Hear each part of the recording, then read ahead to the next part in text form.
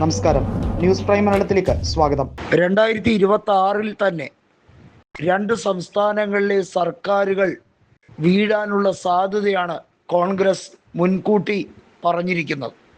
അതായത് രാജസ്ഥാനിലും ഛത്തീസ്ഗഡിലും നിങ്ങൾ ജാഗരൂകരായി ഇരുന്നോളൂ.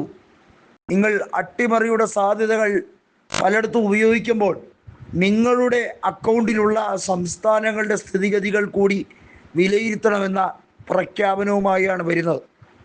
ഒന്ന് ആലോചിക്കൂ, ഇത്ര ബോൾഡായി കോൺഗ്രസ് ഏത് സാഹചര്യത്തിലാണ് പറഞ്ഞിട്ടുള്ളത്?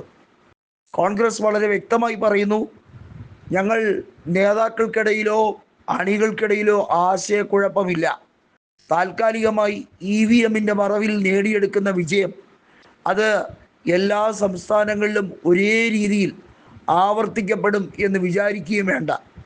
പഞ്ചാബിലെ ഗുരുദാസ്പൂർ അടക്കം സമസ്ത മേഖലകളിലും ഇപ്പോൾ കോൺഗ്രസിൻ്റെ ആധിപത്യം ഉണ്ടാവുകയാണ്. പഞ്ചാബിലെ തദ്ദേശ സ്വയംഭരണ തെരഞ്ഞെടുപ്പിലൊക്കെ കോൺഗ്രസ് മിന്നുന്ന വിജയം നേടിയെടുക്കുന്നുണ്ട്.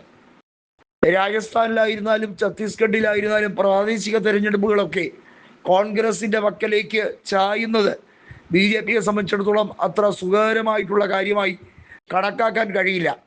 നോക്കൂ, BJPയുമായി കോൺഗ്രസ് ബലാബലമുള്ള സംസ്ഥാനങ്ങൾ രാജസ്ഥാൻ, ഛത്തീസ്ഗഡ്, അതുപോലെ തന്നെയാണ് ഹരിയാന ഉൾപ്പെടെയുള്ള സംസ്ഥാനങ്ങൾ.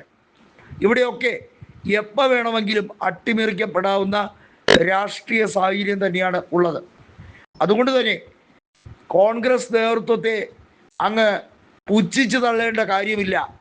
രാജ്യസഭയിൽ ഇപ്പോൾ നേടിയ താൽക്കാലിക വിജയം, അതും വലിയ അനീതിയിലൂടെ അവിടെ അട്ടിമറി സാഹചര്യങ്ങൾ നടത്തുന്നു. കോൺഗ്രസിൻ്റെ ഒരു സ്ഥാനാർത്ഥിക്ക് നാമനിർദ്ദേശ പത്രിക നൽകാനുള്ള സമയമോ സാവകാശമോ നൽകാതെ അവരെ അയോഗ്യയാക്കുന്നു.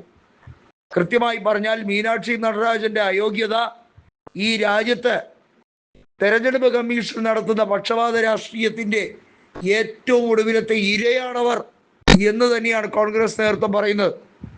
ഞങ്ങൾക്ക് സുപ്രീം കോടതിയിൽ നിന്നും നീതി കിട്ടിയില്ല. ഞങ്ങൾ വിചാരിച്ചാൽ പല രീതിയിലും ട്രബിൾ ഷൂട്ടിംഗ് നടത്താൻ കഴിയുമെന്ന് നേതൃത്വം ഒരുപോലെ അഭിപ്രായപ്പെടുകയാണ്. രാഹുൽ ഗാന്ധി വിചാരിച്ചാൽ ഈ രാജ്യത്ത് എന്ത് സംഭവിക്കുമെന്നുള്ളത് മാസങ്ങൾക്കകം കണ്ടോളൂ. നിങ്ങളുടെ ആവനാഴിയിലെ അസ്ത്രങ്ങൾ മുഴുവൻ പ്രയോഗിച്ചാലും ചില രാഷ്ട്രീയ സാഹചര്യങ്ങളെ മറികടക്കാൻ നിങ്ങൾക്ക് ആകില്ല. പണവും ഹുങ്കും കൊണ്ട്, അധികാര ഹുങ്കും കൊണ്ട് എല്ലാം വെട്ടിപ്പിടിക്കാം, വെടക്കാക്കി തനിക്കാക്കാം എന്ന് വിചാരിക്കുന്നുണ്ടെങ്കിൽ എല്ലായിടത്തും അത് ചെലവാവില്ല എന്ന് ഓർമ്മിപ്പിച്ച് കോൺഗ്രസ് നേതൃത്വം ഒരു അൾട്ടിമാറ്റം പോലെ പറഞ്ഞിരിക്കുകയാണ്. രാജസ്ഥാനിലും ഛത്തീസ്ഗഡിലും ഹരിയാനയിലും മുന്നണി സംവിധാനം ബലപ്പെടുത്തി അട്ടിമറികളുടെ സാധ്യതകൾ ശക്തമായി ഉപയോഗിക്കാൻ വേണ്ടിയുള്ള ശ്രമമാണ്. ഈ 3 സംസ്ഥാനങ്ങൾ നമുക്ക് നോക്കി അറിയാം. കോൺഗ്രസിന് വലിയ രീതിയിലുള്ള ആധിപത്യം സമസ്ത മേഖലയിലുമുണ്ട്. ഛത്തീസ്ഗഡിലും രാജസ്ഥാനിലും കൂടുതൽ ഏരിയ വൈസ് നോക്കുമ്പോൾ കോൺഗ്രസ് ആണ് മുന്നിൽ.